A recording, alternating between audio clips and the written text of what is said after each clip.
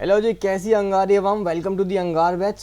आज हम स्टार्ट करने वाले सीखना स्ट्रिंग्स के बारे में। अब स्ट्रिंग क्या होते हैं भैया, देखो अभी मान लो हमने अभी तक क्या देखा था कि जैसे कि हमें नंबर स्टोर करना है किसी हमारी रैम के अंदर, तो हम सिंपली लिखते हैं int a is equals to 6। हमारी रैम के अंदर ए नाम का वेरिएबल बन जाता है जिसके अंदर 6 वैल्यू स्टोर हो जाती है। बहुत सिंपल, ठीक है, कोई दिक्कत नहीं है। मैं अगर एक कैरेक्टर टाइप की बात करूँ, character C H is equals to capital A, मैं ये लिखता हूँ तो सी एच नाम के वेरिएबल के अंदर तुम्हारा कैपिटल ए स्टोर हो जाता है, ये भी हमको पता है। ठीक है, चलो ये भी कर लिया।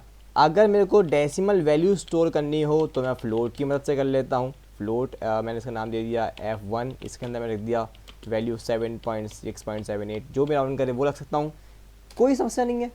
पर यार समस्या कहाँ है ना कि हमको एक ऐसी चीज़ सीखनी है जिसकी मदद से हम एक पूरा का पूरा टेक्स्ट स्टोर कर सकें। टेक्स्ट स्टोर कर सकें भैया, टेक्स्ट क्यों स्टोर करना है? जैसे कि मान लो मेरे को अपने कंप्यूटर में पासवर्ड स्टोर करना है या फिर मेरे को कोई टेक्स्ट फाइल स्टोर करनी है, तो वो कैसे होगा? वो करने के लिए मेरे को एक अलग से डेटा टाइप बनाना पड़ेगा, या तो जिसको हम कहेंगे टेक्स्ट। ठीक है, text T is equals to hello. परंतु ये चीज़ अलाउड नहीं है, ऐसे नहीं किया जाता। सी लैंग्वेज इतनी भी ज़्यादा एडवांस नहीं है। ठीक है, तो टेक्स्ट को हम इंग्लिश एक्चुअली कहते हैं स्ट्रिंग। ठीक है, जो भी चीज़ तुम्हें डबल कोट्स के अंदर दिखाई दे उसे हम नॉर्मल लैंग्वेज में कहते हैं टेक्स्ट, या फिर हम सी एस की लैंग्वेज में कहते हैं स्ट्रिंग। ठीक है, स्ट्रिंग धागा मतलब स्ट्रिंग। ठीक है, ओके। अब अगर तुम ध्यान से देखो कि अगर मैं स्ट्रिंग को स्टोर करना चाहूँ तो मैं कैसे कर सकता हूँ। यार स्ट्रिंग है क्या? बेसिकली स्ट्रिंग तुम्हारे बहुत सारे कलेक्शन है, एक कलेक्शन है बहुत सारे कैरेक्टर्स का, राइट? बहुत सारे कैरेक्टर्स का कलेक्शन है। तो क्या मैं इसे जैसे एक नंबर का एरे होता है वैसे ही एक कैरेक्टर का एरे बना के यूज़ कर सकता हूँ? जैसे मैं यहाँ पे 5 साइज़ दे दूँ और उसके बाद यहाँ पे बोलूँ कि H, E, L, L, O। ठीक है, तो यहाँ पे यार मैंने हेलो स्टोर कर दिया है इस एरे नाम के इस कैरेक्टर एरे के अंदर। ठीक है, तो क्या एक तरीका है कि मैं एक स्ट्रिंग को स्टोर कर सकूं, राइट? ये एक अच्छा तरीका है। तुम याद करो तो मैं एक्चुअली यहाँ पे साइज़ ना भी दूं तो भी कोई दिक्कत नहीं आएगी। लेट्स हैव अ लुक, अभी तक तो कोई दिक्कत नहीं आई, राइट? ठीक है, यहाँ पे साइज़ ना दूं तो भी कोई दिक्कत नहीं आएगी। एक सिंपल सी चीज़ है कि मैं एक एरे बना रहा हूँ कैरेक्टर्स का, तो यार साइज़ देना जरूरी थोड़ी ना है, हम कितना भी बना सकते हैं क्योंकि कंपाइल टाइम पे करने से फ़र्क नहीं पड़ता। ठीक है, ओके। अगर मैं टैक्स स्टोर करना चाहूँ तो ऐसे मैं कर सकता हूँ, कोई दिक्कत नहीं है। ठीक है, बट प्रॉब्लम क्या है? प्रॉब्लम ये है यार कि ये तो एक बहुत कॉम्प्लेक्स तरीका है। इसकी जगह शॉर्टकट तरीका बताया गया, और शॉर्टकट तरीका क्या है कि यार सिंपली डबल कोट्स लगाओ, उसके अंदर लिख दो हेलो। ये एग्जैक्टली वैसे ही काम करेगा जैसे कि एक एरे करता है। मतलब अगर मैं प्रिंट करवाना चाहूँ, प्रिंट करवाऊँ, एक करेक्टर प्रिंट करवाना है इसलिए %c लगाएंगे और AR का एरे का 0 इंडेक्स पे जो करेक्टर है वो प्रिंट करवाऊँ, तुम लोग ध्यान से देखोगे H प्रिंट हो जाएगा। ठीक है, कोई दिक्कत नहीं, बहुत बेसिक पढ़ रहे हैं अभी। 3 पे जाएँ तो मेरे हिसाब से E प्रिंट L प्रिंट होगा, राइट? एग्जैक्टली वही हो रहा है। तो यार हम बिल्कुल एक एरे की तरह ही काम करता है एक स्ट्रिंग। मतलब जो क्वेश्चन मैं एरे की बना सकता हूँ ना, वही क्वेश्चन मैं स्ट्रिंग्स के भी कर सकता हूँ। वाह भैया, चलो हमने एक काम कर लिया कि हमें स्ट्रिंग बनाना आ गया। ठीक है, अब हमें एक चीज़ याद रखनी है कि स्ट्रिंग जो होती है हमेशा एक आखिरी एक चीज़ होती है, हम कहते हैं नल कैरेक्टर, उससे एंड हो रही होती है। ठीक है भैया, नल कैरेक्टर का काम क्या ये तो बताओ। यार छोड़ो अभी इसमें नहीं आ रहे हैं, अभी हटाओ, पहले तो ये ऊपर से हटाओ, हटो हटो हटो, मेन चीज़ पे जाएंगे। देखो हमें बोला कि हमने एक स्ट्रिंग बना लिया है हेलो। ठीक है, अगर मैं जानना चाहता हूँ कि इस स्ट्रिंग की लेंथ क्या है, ठीक है, कुछ फंक्शंस की बात कर लेते हैं, कि स्ट्रिंग के फंक्शंस कौन से हैं। हमारे पास स्ट्रिंग के कुछ फंक्शंस दे रखे हैं, जैसे कि हमारे पास है str_cat, ठीक है, और है हमारे पास strcmp, और है हमारे पास str_reverse and str I think CPY, और ठीक है, मतलब यही कुछ हमारे मेन जो फंक्शंस होते हैं स्ट्रिंग के वो होते हैं। अब इनके काम देख लेते हैं, चलो जल्दी से। ठीक है, काम देख लेते हैं क्या क्या करते हैं। इसका नाम देते हैं, S1। क्यों देना भैया? क्योंकि बढ़िया लग रहा था मेरे को। ठीक है, यहाँ पे कैरेक्टर S2 दे दिया, और इसका मैं यहाँ पे साइज़ नहीं दिया, यहाँ पे मैं देता हूँ G। ठीक है, तो अगर मैं पहले बात करूँ str_cat की, इसका काम क्या है इस फंक्शन का? इसका काम भाई बहुत सिंपल सा है कि ये इन दोनों स्ट्रिंग्स को ऐड कर देगा। यानी कि मैं यहाँ पे लिखूँ str_cat, ठीक है, str_cat S1, S2, तो भैया ये क्या करेगा S2 का जितना भी कंटेंट है उसको S1 में डाल देगा। मतलब ये होगा कि अगर मैं प्रिंट करवाऊँ एक स्ट्रिंग को परसेंटेज एस लगा के, ठीक है, प्रिंट एफ में परसेंटेज एस लगा दो, स्ट्रिंग प्रिंट हो जाती है, ठीक है, कोई नई बात नहीं है। अगर मैं S1 को प्रिंट कर रहा हूँ तो तुम देखोगे कि स्टैक स्मैशिंग अबॉर्टेड, ठीक है। ये चीज़ क्यों हुई, ये चीज़ अभी हम देखेंगे। देखो यहाँ पे एक्चुअली तुम बेटर होगा कि यहाँ पे एक अच्छा खासा साइज़ पहले से दे दो, ठीक है, एक अच्छा खासा साइज़ पहले से दे दो। अब नहीं होगा, ठीक है, क्यों? क्योंकि या तो तुम कॉन्कैटिनेट कर रहे हो, तो तुम क्या कर रहे हो ना कि यहाँ पे इसका पहले से डिफाइंड है, मान लो इसका डिफाइंड साइज़ 5 है, ठीक है, इसका डिफाइंड साइज़ 5 है। जब हमने इन दोनों को हेलो और जी को कॉन्कैटिनेट किया तो क्या हो गया, 5 + 6 + 7, यानी कि एक 7 कैरेक्टर का एरे बन गया। पर हमने स्पेस तो इसमें सिर्फ S1 के अंदर कितने का एलोकेट कर रखा था, 5 का, तो दिक्कत आ गई ना। इसलिए यहाँ पे हम स्टार्टिंग में अच्छा खासा स्पेस पैसे एलोकेट करके रखेंगे, ठीक है, ये दे दो। अब मस्त तरीके से हमारा काम कर गया। अगर यहाँ पे मैं S2 प्रिंट कराऊँ तो जल्दी से बताओ क्या होगा, सोचो, 1 2 3। S2 को मैंने प्रिंट कराया, G प्रिंट हुआ। क्यों G प्रिंट हुआ? क्योंकि S2 के अंदर कोई चेंज नहीं हुआ, S2 का जो कंटेंट था वो S1 में जाके स्टोर हो गया, ठीक है।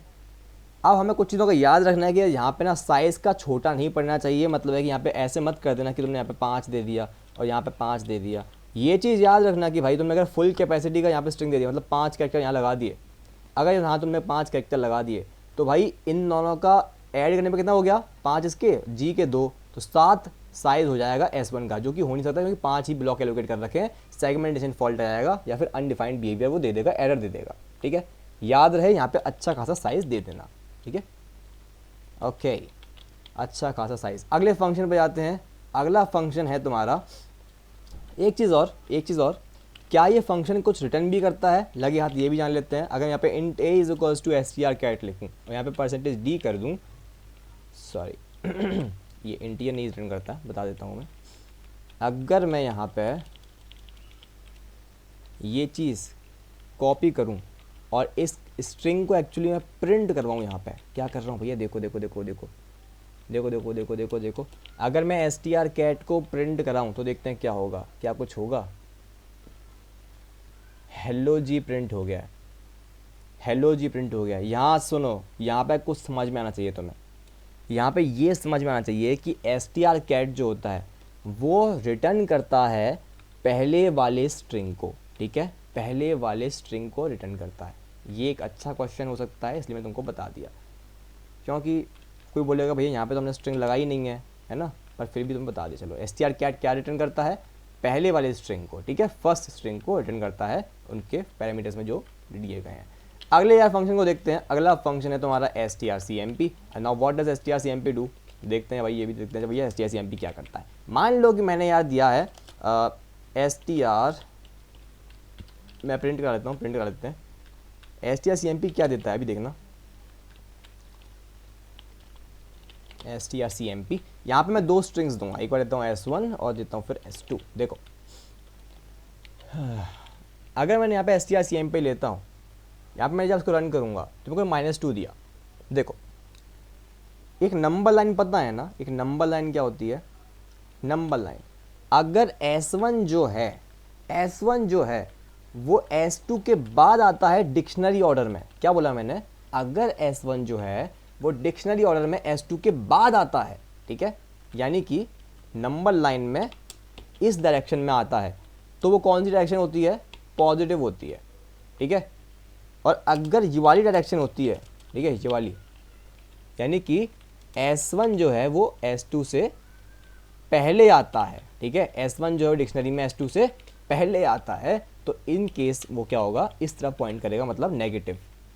मतलब समझना कि जब भी S1 तुम्हारा S2 के बाद आएगा तब हमें मिलेगा पॉजिटिव आंसर, और S1 जब हमारा S2 से पहले होगा हमें मिलेगा नेगेटिव आंसर।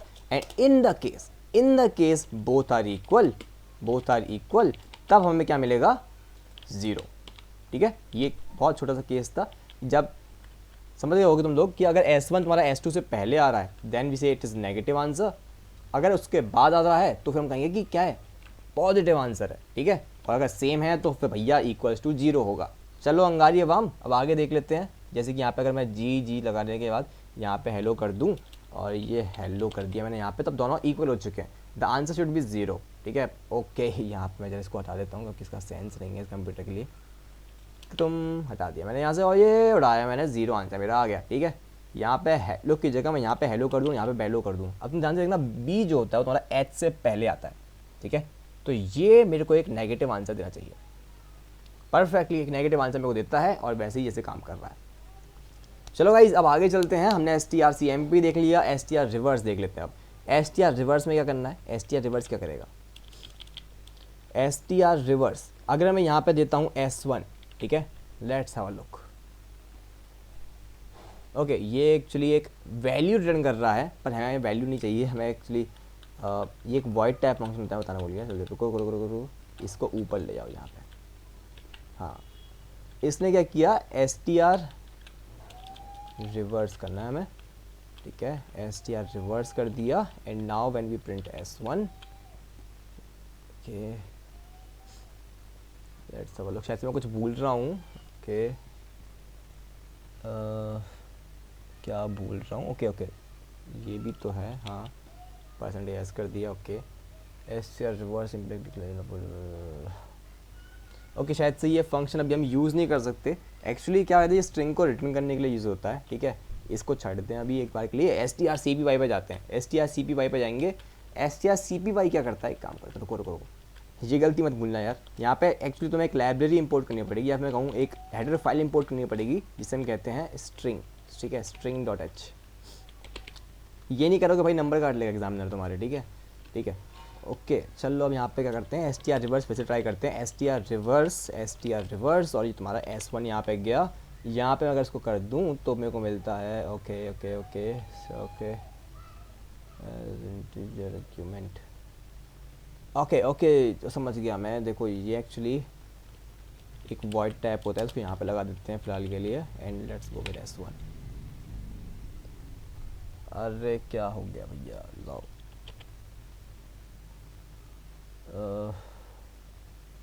चलो ठीक है यार, आई थिंक इसमें पता नहीं क्यों नहीं काम कर रहा है। Let's forget STR reverse for now, तुम लोग का टाइम वेस्ट करने के लिए एक्सट्रीमली सॉरी यार।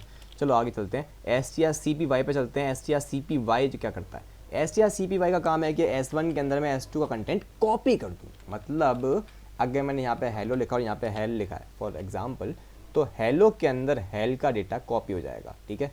हेलो के अंदर हेल का डेटा कॉपी हो जाएगा, मतलब है कि हेलो जो था वो हेल बन जाएगा। क्या भैया, लो STRCPY और STRCPY लगाने के बाद मैंने बोला कि S1, S2 और यहाँ पे देखोगे कि S2 का सारा डेटा S1 के अंदर चला गया and we get hell in S1, ठीक है। बट अगर मैं यहाँ पे S2 लेता हूँ तो what will be my answer, क्या होगा क्या होगा क्या होगा, तब भी हेल होगा क्योंकि S2 के अंदर तो हेल ही है, राइट। अब मैं यहाँ पे अगर ये लाइन हटा दूँ और अब आगे देखते हैं। हमने 3 फंक्शंस देख लिया, STR रिवर्स सही से काम नहीं करा बट नॉट एन इशू, ठीक है। अब हम देखेंगे कि अगर मेरे को स्ट्रिंग के अंदर कंपाइल टाइम की जगह यूज़र से इनपुट चाहिए तब मैं क्या करूँगा। मान लो कि मैंने यहाँ पे ऐसे इनपुट देने की जगह, यहाँ पे इसको ऐसे इनपुट देने की जगह मैं काम करूँ, मैं यहाँ पे scanf करूँ, scanf % s है ना, scanf पर जानते हैं ना scanf कैसे करते हैं। यहाँ पे scanf % s लगाया और यहाँ पे मैं क्या कर दूँ @s1, ठीक है, @s1।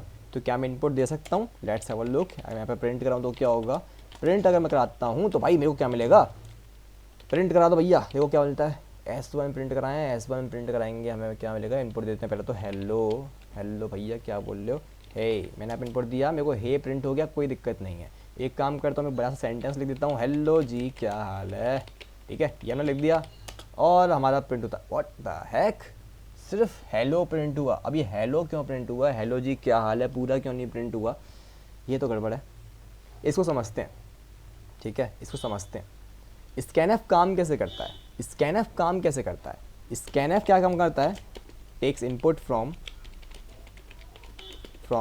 इनपुट बफर, ठीक है। ये चीज़ हम कुछ जानने की चीज़ है, नई चीज़ है, अब जान लो। स्कैनएफ जो होता है वो टेक इनपुट करता है इनपुट बफर में से। अब इनपुट बफर क्या है भाई, देखो जैसे मेरी कीबोर्ड की टाइप करने की आवाज़ आ रही है, ठीक है, ये कीबोर्ड की टाइप करने की जो आवाज़ आ रही है ना, हर एक की प्रेस पे इलेक्ट्रॉनिक सिग्नल जो है वो एक बफर नाम की मेमोरी होती है, उसके अंदर जाके चला जाता है, ठीक है। जब भी मैं प्रेस कर रहा हूँ वो बफर के अंदर चला जा रहा है, ठीक है। अब नाउ दिस बफर, इसी बफर में से स्कैनफ जो होता है वो सारा डेटा लेता है, ठीक है। कब तक लेता है, कब तक लेता है, जब तक उसको स्पेस नहीं मिल जाता। मतलब क्या कहना चाह रहा हूँ भैया, मतलब मैं ये कहना चाह रहा हूँ कि जैसे ही मैंने हेलो जी क्या हाल है लिखा था, ठीक है, तो उस स्कैनफ ने क्या किया, हेलो तक का इनपुट ले लिया, स्पेस को छोड़ दिया, ठीक है, स्पेस को छोड़ दिया। अब बफर में क्या बचा हुआ है, जी क्या हाल है, ये पूरा भी बफर के अंदर बचा हुआ है। तो यानी S1 में सिर्फ हेलो गया। अगर मैं यहीं पे एक काम करता हूँ, यहाँ पे कैरेक्टर S2 लेता हूँ, उसके अंदर भी साइज 100 दे देता फिलहाल के लिए, और यहाँ पे मैं लेता स्कैनफ S1, और सिमिलरली मैं यहाँ पे काम करूँ कुड़ुक कुड़ुक कुड़ुक, ठीक है, यहाँ पे मैंने S2 कर दूँगा यहाँ पे, ठीक है। अब देखो भाई, अगर मैं यहाँ पे ध्यान से, अगर सब कुछ सही जाएगा, अगर सब कुछ सही गया, तो मेरे पे 2 बार इनपुट की लेना चाहिए। मैं इसमें एंटर दूंगा, फिर मैं इसमें एंटर दूंगा, फिर मेरा S1 प्रिंट हो जाना चाहिए। लेट्स सी क्या होगा, ठीक है। मैं यहाँ पे इसके अंदर कुछ इनपुट दे रहा हूँ, हेलो, ठीक है, देखते हैं क्या होगा। हेलो जी क्या हाल, ठीक है, ये मैंने इनपुट दिया। पहले वाले S1, अच्छा देखते हैं क्या होगा।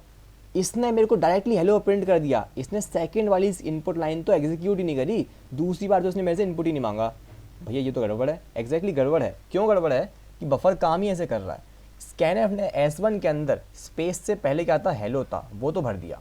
ध्यान से सुनना, ध्यान से सुनना भैया, मैं ये कह रहा हूँ कि S1 के अंदर हेलो चला गया, हेलो के बाद क्या बचा है, स्पेस बचा है, और ये जी क्या हाल है बचा है।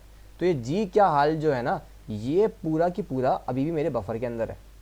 दूसरा स्कैनफ आया, दूसरे स्कैनफ ने बोला कि बफर अगर खाली है तो यूज़र से इनपुट ले लेंगे, वरना बफर के अंदर जो है मैं तब तक दे दो जब तक क्या नहीं मिल जा रहा, स्पेस। तो उस दूसरे वाले S2 के अंदर क्या गया होगा, जल्दी से बताओ, जल्दी से बताओ, कमेंट करो, उसके बाद आगे बढ़ेंगे, ठीक है। दूसरे वाले S2 के अंदर क्या गया होगा, सोचते हैं, बताओ। अगर मैं यहाँ पे लिख दूँ हेलो जी क्या हाल, ठीक है जी, ये हमने लिख दिया हेलो जी क्या हाल। अब मुझे ये बताओ कि दूसरे वाले S2 के अंदर क्या जाएगा। देखो हेलो तो होगा, वो पूरा चला जाएगा S1 में। अब वो दूसरा स्कैनफ पड़ेगा जब तक उसे स्पेस नहीं मिल जाएगा, तो दूसरे में क्या जाएगा, जी जाएगा। लेट्स कंफर्म इट कि एग्जैक्टली क्या जा रहा है। हेलो जी मैंने यहाँ पे लिखा, हेलो जी क्या हाल, ठीक है, तुम देखोगे कि यहाँ पे जी प्रिंट हो गया है, बहुत बढ़िया। अगर मैं यहाँ पे सिमिलरली ऐसे ही 3-4 स्ट्रिंग्स में बना दूँ, पर तुम लोग को समझ में आई गया हो क्या चल रहा है कि बफर का क्या सीन है, ठीक है। यहाँ पे अगर मैं यहाँ पे कैरेक्टर S3 ले लूँ, या मैंने S3 ले लिया and this goes like this, और यहाँ पे मैं एक स्कैनफ फंक्शन और लगा लूँ। तुम लोग को बफर का पूरा सीन समझाना है कैसे काम करता है, ठीक है। अगर मैं यहाँ पे अब S3 प्रिंट कराऊँ, ठीक है, S3 के अंदर क्या जाएगा, तो लेट्स सी कि अगर मैं यहाँ पे करता हूँ HELLO जी क्या हाल है, ठीक है, ये मैंने लिखा, तो तुम देखोगे कि क्या जो है वो तीसरी वाली स्ट्रिंग में चला गया है। समझ रहे हो ना क्यों, क्योंकि पहले वाले में क्या गया होगा, हेलो गया होगा, दूसरे वाले में क्या गया होगा, जी गया होगा, तीसरे वाले में क्या गया, हाल गया होगा, क्या गया होगा, ठीक है। क्या क्या गया होगा, मतलब क्वेश्चन नहीं पूछ रहा हूँ, बता रहा हूँ एक्चुअली क्या वर्ड गया है, ठीक है। ओके चलो अब आगे देखते हैं। स्कैनफ मैंने 3 चीज़ों कर लिया है, बट ये तो एक प्रॉब्लम है। प्रॉब्लम क्यों है भाई, कि हम थोड़े चाहते हैं कि हम बार बार जब भी हम एक इनपुट देंगे तो हर एक वर्ड के लिए थोड़ी ना एक अलग अलग स्ट्रिंग बनाते रहेंगे कि भैया इसके लिए अलग वर्ड बनाओ, इसके लिए अलग स्ट्रिंग बनाओ, इसके लिए अलग स्ट्रिंग बनाओ। इसकी जगह ये स्कैनफ की जो दिक्कत थी, इसको सॉल्व करने के लिए एक फंक्शन लाया गया जो कि था गेटएस, ठीक है। गेटएस क्या करेगा, गेटएस S1, गेटएस S2, ठीक है, गेटएस S3। अगर तुम ध्यान से देखो तब क्या होगा, और मालूम है इतना लंबा तुम्हारा लिखने की ज़रूरत नहीं है, गेटएस ने काम कर दिया आसान। स्कैनफ की जगह लगा दो गेटएस, और प्रिंटएफ की जगह दो पुटएस। क्या बात है भैया, क्या बात है। S1 पुटएस S2, जो मेरा मन करे मैं वो प्रिंट कर सकता हूँ। चलो भाई देखो मैं पुटएस में लगाऊँ, यहाँ पे पुटएस S3, let's have a look. तो यहाँ पे अगर मैं 3 स्ट्रिंग्स लूँ, 3 स्ट्रिंग्स के अंदर इनपुट लूँ मैं, जैसे कि मैं इसके अंदर लिखता हूँ हेलो जी क्या हाल, ठीक है, ये मेरा पहला स्ट्रिंग हो गया। ये तीनों को बाईपास नहीं करेगा, मेरे को एक एक्स्ट्रा लाइन देगा जहाँ पे मैं इनपुट दे सकता हूँ अगला वाला। मतलब यहाँ पे स्पेस का सीन नहीं है, मतलब यहाँ स्पेस का सीन नहीं है कि मतलब सिर्फ हेलो क्या होगा, नहीं, ये पूरा की पूरा सेंटेंस जा चुका है मेरे S1 के अंदर, ठीक है। अब अगला गेटएस जो काम कर रहा है वो मेरे से एक नया इनपुट मांग रहा है अब, ठीक है, नया इनपुट जो कि पूरा S2 के अंदर जाएगा। मैं तो बढ़िया, आप बताइए, मैं तो बढ़िया, ठीक है। ये पूरा चला गया किसके अंदर, ये चला गया पूरा S2 के अंदर। अब अगला तीसरी लाइन में क्या जाएगा, S3 जाएगा। S3 में चलो फिर बाय, ठीक है। मतलब यही बातें होती हैं ना कि हाँ हेलो जी क्या हाल, मैं तो बढ़िया, चलो फिर बाय, ठीक है, तीनों बात होती हैं। ये पूरा की पूरा S3 के अंदर चलाएगा। अब तुम देखो यहाँ पे क्या हुआ, यहाँ पे हुआ बफर की एक और दिक्कत। अब हम उसको डिटेल में दिक्कत नहीं करेंगे, ठीक है, डिटेल में डिस्कस नहीं करेंगे, क्योंकि अब मैं तुम लोग को जो बताना चाह रहा था बस वो चीज़ समझो, ठीक है। यहाँ पे S3 अच्छा है, बफर की दिक्कत नहीं है, एक्चुअली हमने S3 प्रिंट करा दिया था, S3 प्रिंट कराना था, S2 प्रिंट कर लिया, कोई दिक्कत नहीं है। इतना समझ में आ गया कि हम स्पेसेस की मदद से इनपुट ले सकते हैं अगर हम गेट एस का यूज़ करें तो, ठीक है। ओके, एक फाइनल बात मैं कहूँगा, एक फाइनल बात कहते हैं चलो, कि अगर मैंने यहाँ पे इस स्ट्रिंग को डाल दूँ, एक स्ट्रिंग यहाँ पे मैंने लिया और यहाँ पे मैं इनपुट दे दूँ हेलो, और यहाँ पे मैं नीचे दे दूँ हेलो, ठीक है, ये मैंने हेलो दे दिया, ठीक है। If S1 equals to S2, ठीक है, अगर S1 इक्वल्स टू S2 है तो let's just say put S high. Okay sorry ये काम नहीं करेगा, ऐसे काम नहीं करेगा ये, ठीक है, ऐसे काम नहीं करता ये, इसको हटाओ यहाँ से। S1 ये printf की तरह नहीं है, यहाँ पे तो मैं एक्चुअली स्ट्रिंग का एक else printf by have look क्या होगा, मेरा S1 के अंदर हेलो है, S2 के अंदर हेलो है, क्या S1 इक्वल्स टू S2, अगर ऐसा है तो फिर प्रिंट कर दो S1 को, एल्स प्रिंट कर दो बाय को। क्या आउटपुट होगा पहले तुम लोग सोचोगे, फिर हम लोग आगे बढ़ेंगे, बताओ, सोच लिया? पॉज करो वीडियो को, कमेंट करो, फिर आगे चलते हैं। तुमने देखा भाई S1 के अंदर हेलो है, S2 के अंदर हेलो है, मैं जो कंपेयर करता हूँ तो पुट एस S1 यानी कि हेलो प्रिंट हो जाना चाहिए। लेट्स सी क्या होगा, बाय प्रिंट हुआ जो कि नहीं होना चाहिए था। क्यों नहीं होना चाहिए था? क्योंकि वैल्यूज तो सेम है, बट यहाँ पे है ना क्या कि एक एरे है, और तुम लोग याद करो एरे का जो पहला करेक्टर होता है सॉरी पहला उसका नाम जो होता है वो उस एरे के पहले करेक्टर का एड्रेस होल्ड करता है। तो मेमोरी में कहीं पे एक हेलो लिखा होगा, मेमोरी में कहीं पे दूसरा हेलो लिखा होगा, हर एक हेलो का खुद का एक एच का एड्रेस होगा। क्या वो एड्रेस सेम होंगे? ऑब्वियसली नहीं होंगे यार, अलग अलग होंगे। तो S1 और S2 क्या बोलेंगे, फॉल्स है ये कंडीशन, और पुट एस ये नहीं होगा, बाय प्रिंट हो जाएगा। चलो, यानी कि ये तो बहुत बढ़िया है, सीन समझ में आ रहा है हम लोग को बढ़िया वाला। पर अगर उस एड्रेस पर जाकर हम देखें, पॉइंटर वाला सीन लेकर आए कि अगर उस लोकेशन पर है क्या, तो तुम लोग देखोगे कि हेलो प्रिंट हो गया। क्योंकि पहले जब हम वैल्यू एट S1 देख रहे हैं तो यानी कि हम एच को कंपेयर कर रहे हैं, एच से, ठीक है, वैल्यू एट एड्रेस की बात नहीं कर रहे, वैल्यू क्या है, वैल्यू तो एच ही है ना दोनों पे, ठीक है। चलो ओवरली तुम लोग को समझ में आया होगा। अब यहाँ से एक हल्का सा सीन और लेते हैं, क्या मैं स्ट्रिंग को किसी और तरीके से लिख सकता हूँ? हाँ, एक होता है पॉइंटर इम्प्लीमेंटेशन, जो कि होता है सिंपली यहाँ पे स्टार लगा दो, बात खत्म, ठीक है। सिंपली बस इतना कर लो कि यहाँ पे स्टार लगा दो, इससे ज़्यादा जानने की ज़रूरत नहीं है पॉइंटर इम्प्लीमेंटेशन के बारे में यार, इतना ही काम आएगा तुम्हारे, ठीक है। यहाँ पे स्ट्रिंग लगा दो, ये तुम्हारा, अब तुम यहाँ पे अगर सिंपली करते हो S1 इक्वल्स टू S2, ठीक है, अगर ये करते हो, अब तुम्हारा जो S1 है वो बेसिकली पूरे स्ट्रिंग को रिप्रेजेंट कर रहा है, एक अभी के लिए फिलहाल के लिए मान लो कि पूरे स्ट्रिंग को रिप्रेजेंट कर रहा है, और S2 भी पूरे स्ट्रिंग को रिप्रेजेंट कर रहा है, नॉट दी एड्रेस, ठीक है। हाँ मैं जानता हूँ ये ऐसे काम नहीं करता, इसके आर्किटेक्चर पीछे का दूसरा है, पर तुम एक तरीके से कंपेयर कर सकते हो S1 को एज अ वैल्यू हेलो और S2 as a value hello, ठीक है। एक्चुअल क्या होता है कि ये दोनों की दोनों मेमोरी में एक ही जगह स्टोर हो जाते हैं जब इनकी मेमोरी सेम होती है। तो अगर मान लो इधर भी एलो लिखा है, इधर भी एलो लिखा है, तो पॉइंटर क्या करेंगे, पॉइंटर बोलेंगे भाई चलो इन दोनों को एक ही वैल्यू, एक ही जगह मेमोरी लोकेशन पे स्टोर कर देते हैं, और उसके बाद हम ये दोनों S1 और S2 दोनों बेसिकली एक ही एच की तरफ पॉइंट करते हैं, यानी कि इसका एच और इसका एच बेसिकली एक ही है, एक ही एड्रेस पे स्टोर्ड है, ठीक है। तो S1 और S2 का जो एड्रेस होगा वो सेम होगा, इसलिए ये हेलो प्रिंट कर दिया, बाय प्रिंट नहीं किया, ठीक है। इसके अलावा कुछ भी तुम लोग का डाउट हो क्वेश्चन से रिलेटेड, लॉजिक बिल्डिंग से रिलेटेड, तो फिर टेंशन मत लो, एकदम मस्त तरीके से समझेंगे। वीडियो हमारा बहुत लंबा हो चुका होगा, पहले ही 24 मिनट का हो चुका है, बहुत लंबा वीडियो जा चुका है, इसको यहीं पे कट आउट कर देते हैं। तुम लोगों ने देखा बहुत बढ़िया, तो भाई मुझे तो लाइक कर दो, शेयर कर दो, फॉलो करो, बहुत बढ़िया। चलो आडियोस, चलो भैया मौज करो।